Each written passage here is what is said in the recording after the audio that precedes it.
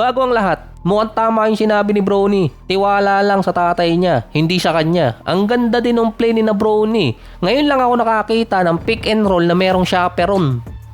Gumagawa ng screen tapos binabantayan pa si Bronny kung tama yung gagawin. Mukhang tama rin yung sinabi ni Lebron na si KD ulo ng ahas. Base kay Lebron, si Kevin Durant is the head of the snake dahil nga siya ang ulo ng opensa ng Houston. Biglang last minute hindi naglaro si Kevin Durant, nagkaroon siya ng knee contusion injury. Nagkaroon pa ng shoot around or practice si KD bago magsimula yung game. Bigla din niyang iniwan sa playoffs yung kanyang team at bigla ding nag-walkout si Kevin Durant hindi pa tapos yung laro. Lumilibron din eh. Noong mga sinabi kasi ni Lebron yung mga katagang ulo ng ahas si Kevin Durant, pagdating nga sa opensa yun ang context nun. Parang ilang oras lang din biglang lumabas yung report na si KD nagkaroon ng injury sa practice. Ito lang yung nakakapagtaka doon. Nakapaglaro si KD ng 78 games sa regular season, meron pang back-to-back na game na nilaro niya. Ang haba din ng pahinga ni KD bago yung playoffs na inabot ng mahigit 5 araw. Tapos last minute lang din nagkaroon ng injury. Confident kasi ang Rockets papasok ng Game 1 na kahit walang Kevin Durant, 4-0 naman sila nung wala si KD sa regular season. Base pa sa report kaya hindi pinalaro si KD kahit hindi naman severe or hindi malala ang injury niya. Dahil yung knee contusion injury, si Luka nilalaro pa niya yan, dinadaan lang niya sa painkiller. Meron di umanong discomfort si Kevin Durant sa tuhod niya, kaya hindi siya naglaro. Ayaw di umano ng medical team na magkaroon ng long-term damage or injury si KD. Isa pang rason doon, tinitingnan ng Rockets si Luka at si Reeves na base sa report, pwedeng hindi umabot ng round 1 ng playoffs. Pero yung report na yon prior bago magsimula ang Game 1 dahil nga hindi alam kung mananalo ang Lakers kontra sa Rockets. Kaya confident ang Houston na okay lang na hindi palaruin si Kevin Durant dahil after ng Game 1, papabor pa rin naman sa kanila ang schedule.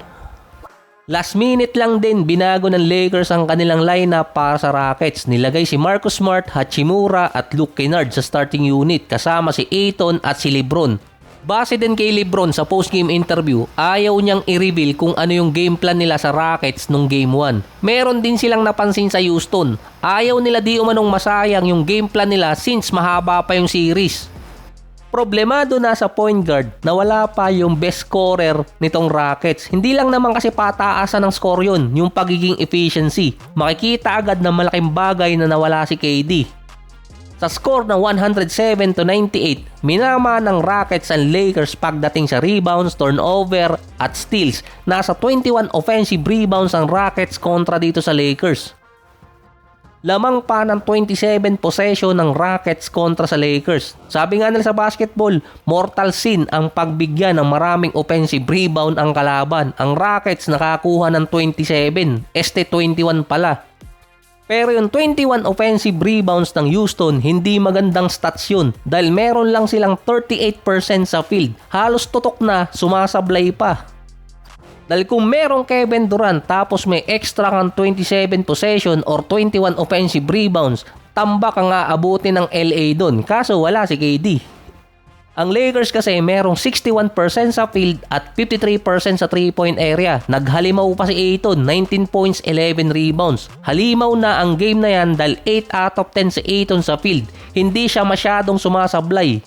Dito rin lumamang yung Lakers dahil si Lebron banayad ang galawan bilang point guard. 19 points, 8 rebounds, 13 assists. Siya yung nagmando ng opensa ng LA. Meron pa siyang 2 steals.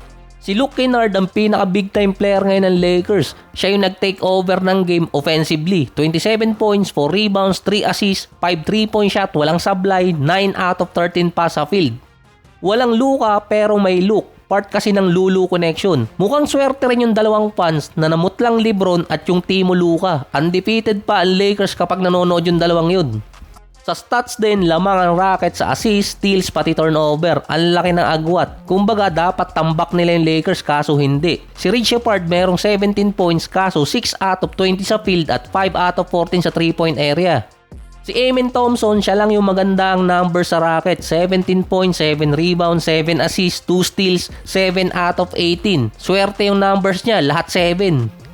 Si Sengun hindi rin ganun kaganda number, 6 out of 19 sa field. Si Jabari Smith mukhang mapapatweet na naman itong si Kevin Durant. Buti nakaihi pa siya 16 points, 5 out of 14 sa field.